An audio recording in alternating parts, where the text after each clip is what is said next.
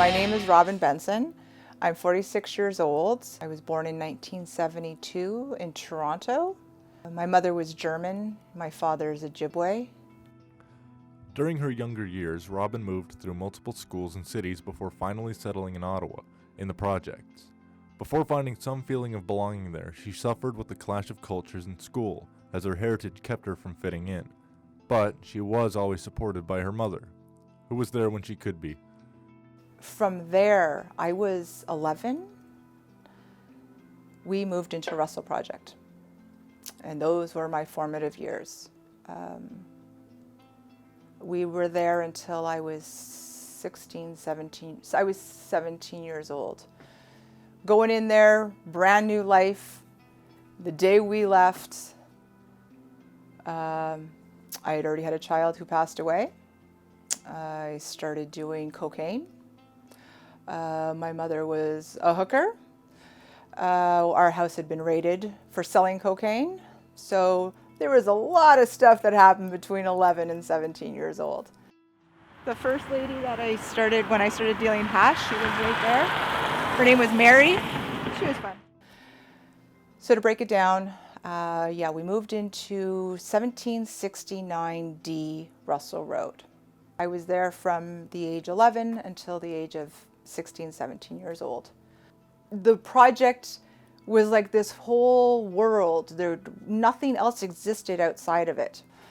And, slowly I made friends. There was a little bit of territorial issues with the girls. They all grew up together, so I always kind of was an outsider in that respect, but I did have friends. I made friends.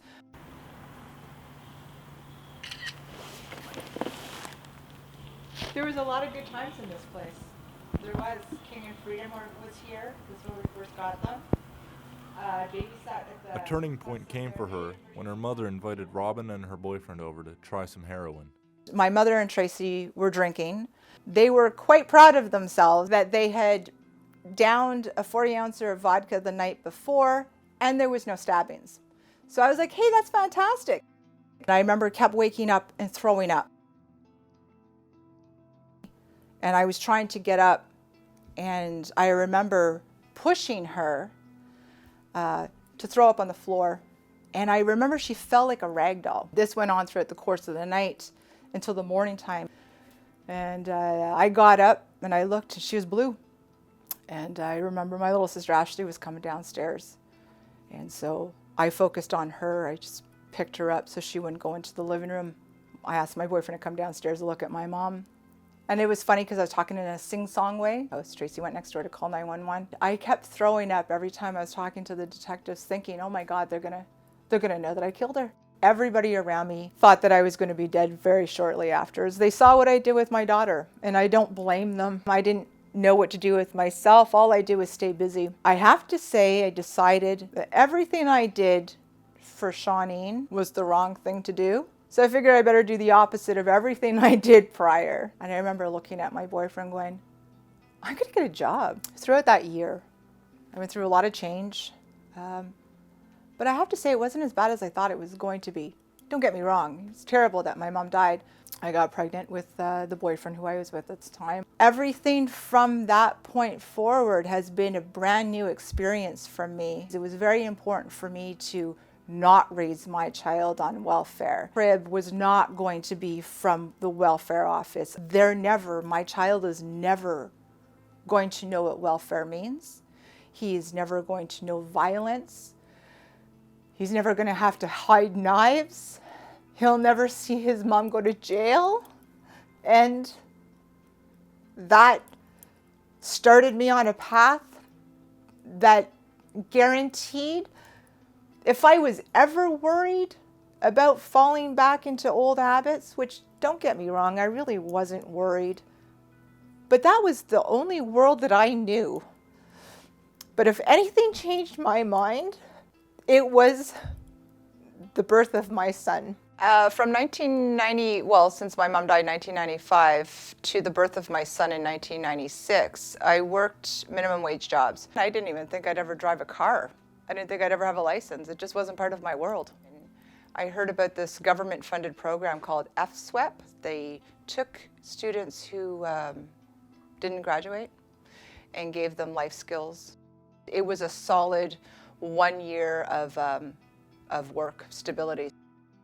This is my second place that we moved into, 1799E. My mother always thought it was hilarious that they turned it into a drop-in center. They determined that I should work at National Defense. So I went there for the interview, and then they asked me if I knew the Microsoft Suite, Office Suite, and I was like, oh yeah, sure, no problem. And I had no idea what that was. My first contract was $23,500 a year, and I thought I hit the jackpot. I worked, I networked, I impressed.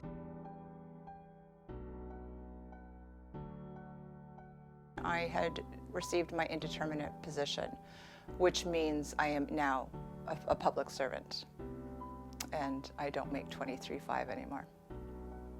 Looking back on my journey, I've never been ashamed of it. I'm proud of it. I am. I'm proud of it. All the ugly stuff, all the sad stuff, all of the growth.